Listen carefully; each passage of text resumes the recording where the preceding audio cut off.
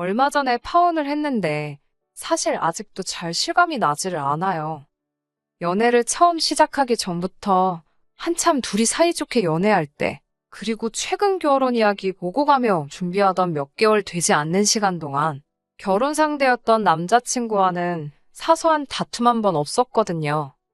차라리 둘 사이의 성격 차이 때문에 커다란 문제가 있었다던가 아니면 막장 드라마에나 나올 법한 들켜서는 안 될 말 못할 과거가 있었다면 차라리 이렇게 억울한 기분이 들지는 않았을 겁니다. 사람을 얼마나 우습게 봤으면 결혼을 한다는 이유만으로 저뿐만 아니라 제 가족까지 호구처럼 대할 수 있을까요? 아무리 아직도 여자가 결혼을 하면 시집을 간다고 말을 하긴 하지만 세상이 바뀐 지가 언제인데 말도 안 되는 논리로 예비 며느리 후려치려는 집이 다른 집이 아니라 제가 결혼까지 하려고 했던 그런 집일 줄은 생각도 못했습니다. 저는 지방광역시에서 공부했고 대학 생활부터 현재까지 쭉 서울에서 혼자 지내고 있습니다. 자랑은 아니지만 학창 시절에 제법 공부 좀 한다는 소리 들으며 자랐고 학교에서도 기대가 많이 컸었거든요. 결국 서울대에는 가지 못했지만 서울에서 내놓으라 하는 대학교에 들어가게 되었어요.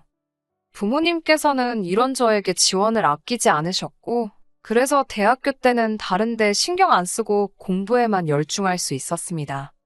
물론 생활비까지 다 내주신다고 해서 제 용돈까지 다 해주시는 건 아니었기에 방학 기간에는 서울에 머물면서 과외 같은 걸 하고는 했어요. 명절 때 말고는 저도 고향집에 내려갈 시간이 없다 보니 부모님께서 그 점이 많이 아쉬웠나 봅니다. 사실 지역에도 큰 회사들이 많기 때문에 부모님은 제가 대학교를 졸업하면 취직은 집 근처에 있는 이름 있는 회사에 들어가길 원하셨어요. 하지만 저도 나름 뜻이 있어서 공부를 해왔고 더 좋은 기회를 찾으려 노력하다 보니 결국은 서울에서 자리를 잡게 되었습니다. 부모님께서는 아쉬워하셨지만 결국엔 주변에 자랑을 하고 다니실 정도로 기분은 좋았나 봅니다. 회사도 국내 굴지의 대기업이기도 하고 복지면에서나 월급면에서나 지역에서 가장 좋은 회사를 두고 본다 하더라도 비교도 안 되게 좋은 곳이었거든요. 저 때문에 조금 더 고생을 하긴 하셨지만 부모님은 노후 준비가 어느 정도 다 끝나 있던 상황이었어요. 원래는 본가 근처에 있는 시골 쪽에 땅을 사놓고 거기에 전원주택을 지어놓고 텃밭 같은 거 가꾸며 은퇴를 하실 생각이었는데 막상 제가 서울에 자리를 잡으니 한번 서울에 살아보는 것도 나쁘지 않겠다 생각을 하셨나 봅니다. 그래서 은퇴 자금을 가지고 서울에 아파트를 하나 구입하셨어요. 그 당시에는 대출의 규제도 지금처럼 심해지기 전이었고 그때 당시에도 비싸긴 했지만 집값이 지금 정도까지는 아니었거든요. 대신 시골에 집 짓고 사는 예산보다 서울의 아파트가 예산을 훨씬 더 넘었기 때문에 부모님이 은퇴는 잠깐 미뤄두시고 더 일을 하게 되었습니다. 원래는 전세를 놓아도 되는 거였는데 어차피 제가 서울에 있는데 남한테 전세를 줄 필요가 있냐고 하시면서 어차피 남의 집에 살면서 월세 내고 그럴 거면 마음이라도 편하라고 어머니가 사놓은 아파트에서 살아도 된다고 허락을 해주셨어요. 관리비만 제가 내기로 했고 대출이자 다 갚아서 부모님이 서울 올라오시기 전까지는 제가 그 집에서 혼자 지내게 되었습니다. 그 이후로 저도 나이를 먹으며 시간이 지남에 따라 돈도 어느 정도 모아놓게 되었고 남들 하듯이 연애도 몇 번 하고 그랬지요. 그렇게 결혼 이야기까지 오가게 되는 남자친구를 만나게 되었습니다. 남자친구도 비슷한 학벌에 서로 비슷한 규모의 회사를 다니고 있습니다. 서로 누가 더 잘났네, 못났네 따질 필요 없을 정도로 비슷한 조건이었고 연애하는 동안에 사소하게 다툴 일도 거의 없었기에 두 사람 서로 마음 한구석에서 결혼 생각을 하기 시작했어요. 말씀드린 대로 두 사람 사이에 아무런 문제도 없었는데 신혼집 때문에 이 사단이 나게 될 줄은 정말 상상도 못했네요. 요즘 부동산 시장이 말이 아니잖아요. 매일 뉴스를 봐도 좋은 소식이라곤 하나도 없고요. 덕분에 저희도 고민이 생긴 게 요즘 집값이 더 내려갈 수도 있다. 이자는 날이 갈수록 올라간다 하는데 무리해서 신혼집을 구해야 할 이유가 있나 싶더라고요. 다른 건 몰라도 둘이 모아놓은 돈이 꽤 되다 보니 신혼부부 대출 받으면 낮은 금리로 전세자금 대출도 받을 수 있을 것 같은데 아예 확신이 들 때까지는 전세로 사는 게 더 낫지 않겠나 하는 생각이 들었습니다. 그런 와중에 저희 어머니한테 제안이 왔어요. 어머니도 뉴스에서 집값 문제로 연일 난리인 걸 보고 계시니 고민이 많으셨거든요.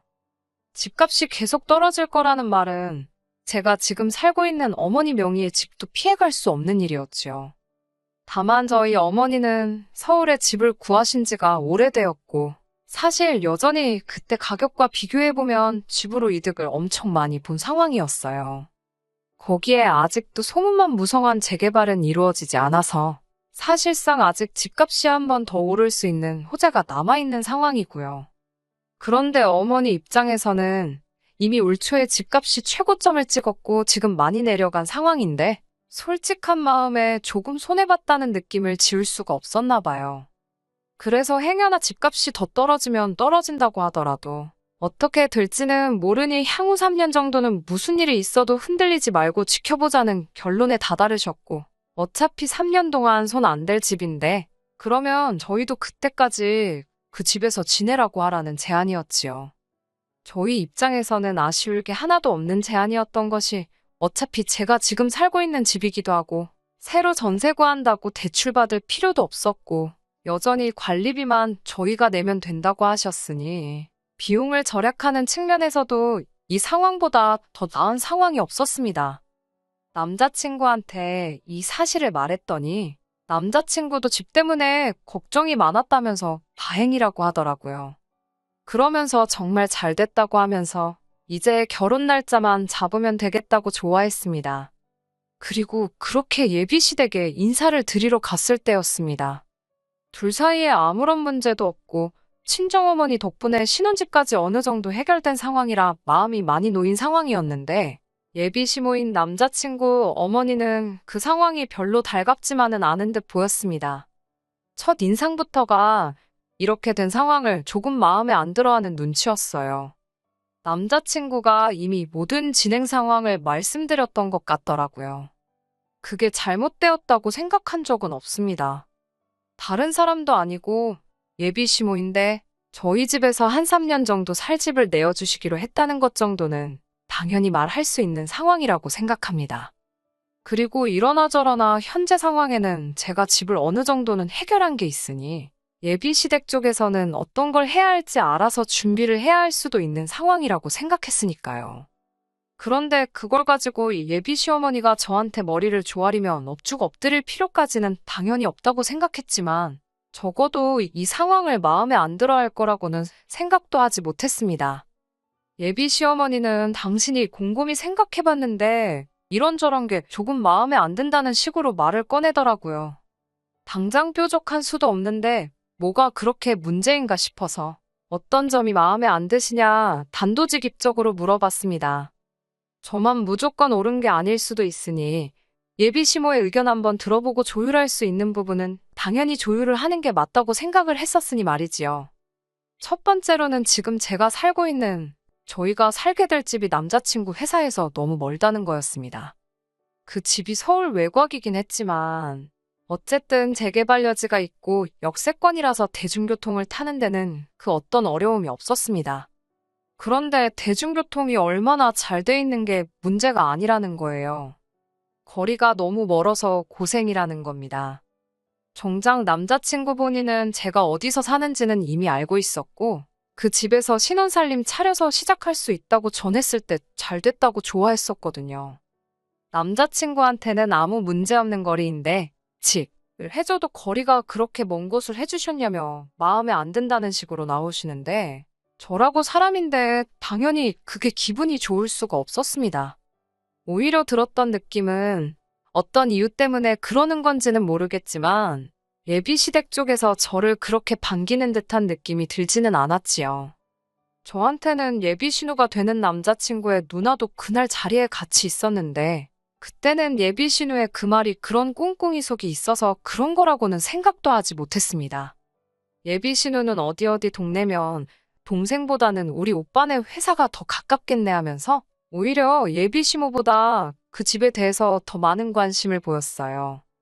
리모델링은 되었느냐? 서울 구축 아파트면 주차장이 많이 안 좋다고 들었는데 주차 공간은 붐비지 않느냐? 주변의 학구는 알고 있느냐 하면서요. 상황이 그런데 그래도 그 집에서 좋은 점을 찾아보려는 예비 신우의 행동이 저는 계속 무언가 마음에 안 든다는 식으로 나오고 있는 예비 시모를 설득해주기 위해서 저희를 도와주고 있는 거라고 생각했었습니다. 아무튼 그게 예비 시모, 예비 신우와 처음 만나게 된 날이었는데 그 전까지는 남자친구랑 연애하면서도 단 한 번도 만나는 자리를 가지려고 한 적 없었던 예비 신우가 그 날을 기점으로 이따금씩 형식적인 안부 인사 정도를 나누는 사이가 되었습니다. 사실 그때까지만 해도 예비 신우가 저랑 잘 지내려고 하는 게 앞으로는 신우올케 사이로 지내게 될 저랑 가까워지기 위해서 그러는 거라고 생각을 했었습니다. 양가 상견례는 하지 않았지만 이미 양가에 서로 인사를 시켰던지라 그때부턴 남자친구와 데이트를 하면서도 스드메 같이 저희가 간단하게 알아볼 것들은 미리 알아보고 있었습니다. 그런데 언젠가부터 남자친구가 무언가 저한테 말을 꺼내려고 하다 말고 표정도 어두워 보이는 게 뭔가 전하고 싶은 이야기가 있어서 저러는 건가 하는 느낌을 받았어요. 왜 그러냐고 제가 단도직입적으로 물어봤는데 딱히 아무것도 아니라고 대답만 회피하더라고요. 사실 이때부터 조금씩 안 좋은 촉이 오기 시작했습니다. 아니나 다를까 남자친구가 그렇게 행동하게 된 이유부터 예비 신우가 저한테 잘하려고 했던 이유, 시어머니가 뭔가 탐탁치 않아 한다는 것까지 전부 한 번에 알게 되었습니다. 예비 시어머니가 급하게 나눌 이야기가 있으니 자리 좀 만들어 보라고 했던 그날에 자리에 나가기도 전인데 왠지 안 좋은 촉이 들기 시작했었거든요.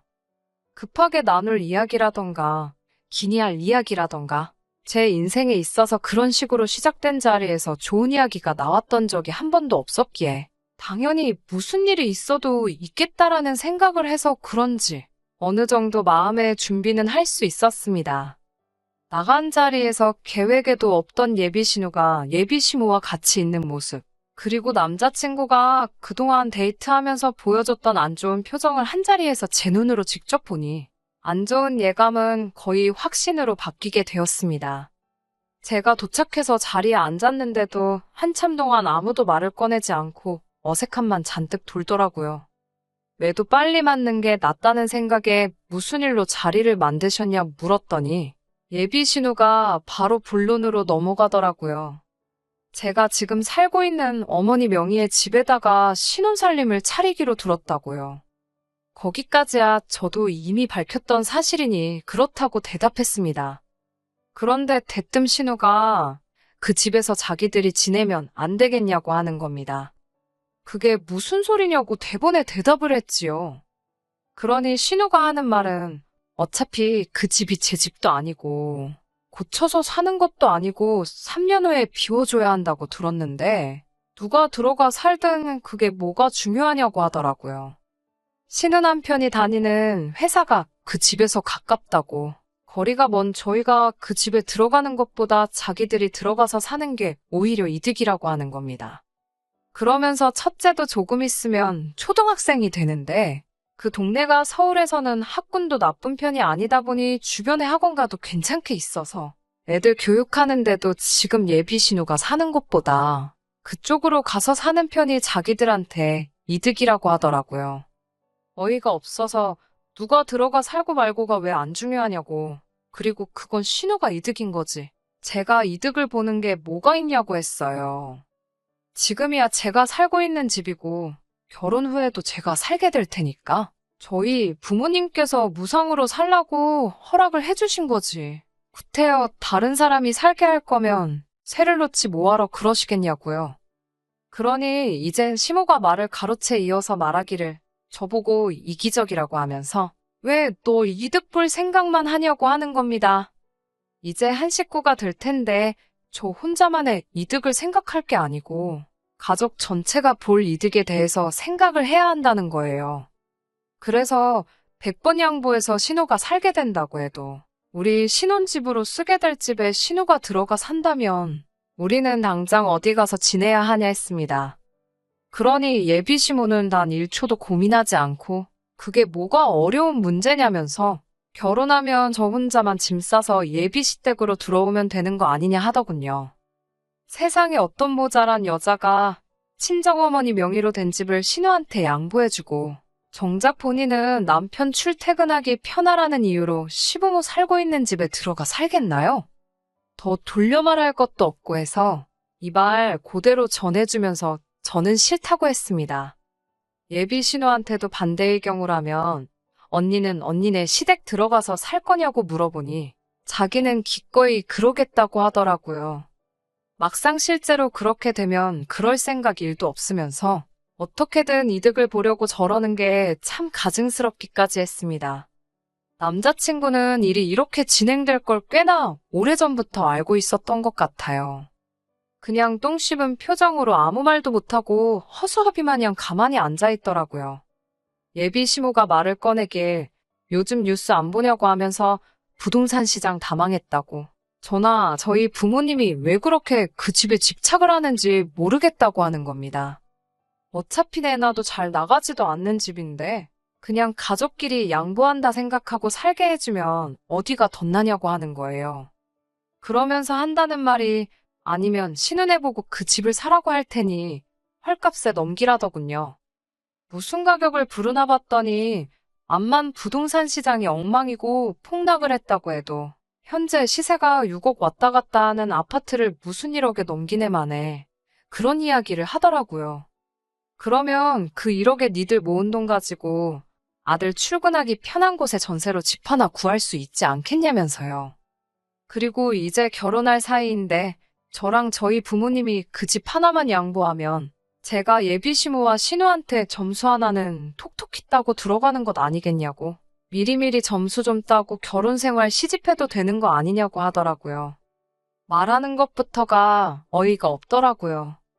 앞으로 3년간은 부동산 시장이나 이자 걱정 없이 신혼생활 시작할 수 있게 된 이 상황을 예비 시모는 마치 제가 신혼집을 해오는 걸로 생각하고 있나 보더라고요. 자기 엄마랑 누나가 말도 안 되는 똥고집을 부리면서 있는데 다행히 남자친구가 나서서 동조를 하거나 하진 않았지만 똥 씹은 표정하고서는 자기는 아무 잘못 없다는 식으로 자기도 피해자인 것 같은 표정을 하고 있더라고요.